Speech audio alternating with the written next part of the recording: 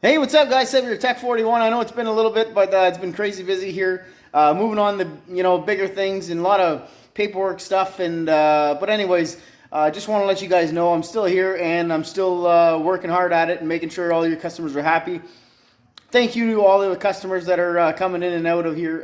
You don't know the effect that you have on the business and myself to keep wanting to grow and to better our service to all of you. So thank you for that. On a side note, a little awkward place to be right now. Underneath the snow machine over here is flipped on its side, might I say. Customer over here had service done at a dealership last fall just to get him ready for the season.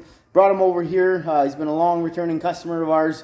Does tons of mileage per season, over 5,000 kilometers of riding per season. So he does lots. He's a great customer. Thank you for that. You know who you are. Oddly enough, I went to drain the oil out of one of his machines, and the drain plug was abnormally loose. It wasn't leaking, but it had that weird feel to it, if you know what I'm talking about.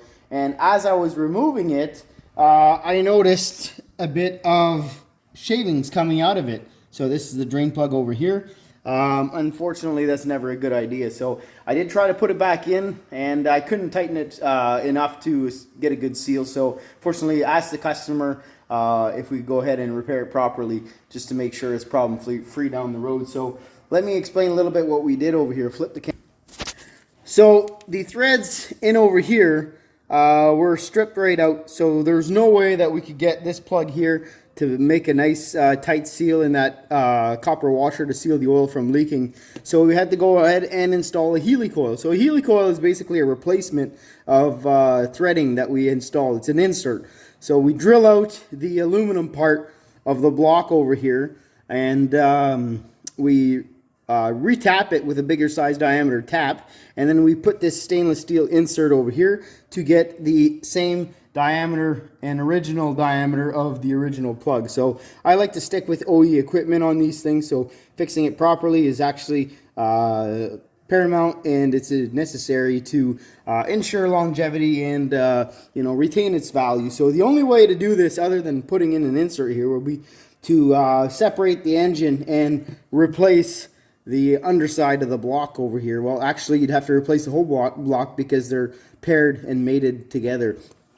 So a little quick, these things do not have to be crazy tight, okay guys? I see so many coming in here, and the drain plugs are crazy tight. Chain case drain plugs, super tight. Snug them up. Look in your manual, find the specified torque spec, and put it down and tighten them to those torque specs. Just that way there, you're avoiding all kinds of issues, all kinds of additional labor and parts necessary. So do yourself a favor. If you're doing do-it-yourselfer, awesome. I really admire that. But please, respect torque specs. Even if it's going to a dealership, like this gentleman did, make sure that they have qualified technicians and people who know what they're doing, right? Because you spend tens of thousands of dollars on these machines nowadays. It's not a place to learn. I mean, there's a learning spot for everyone, but so long as they're with a good mentor, and I believe in that. But on that note, thanks for watching, and we'll see you guys soon. Thank you.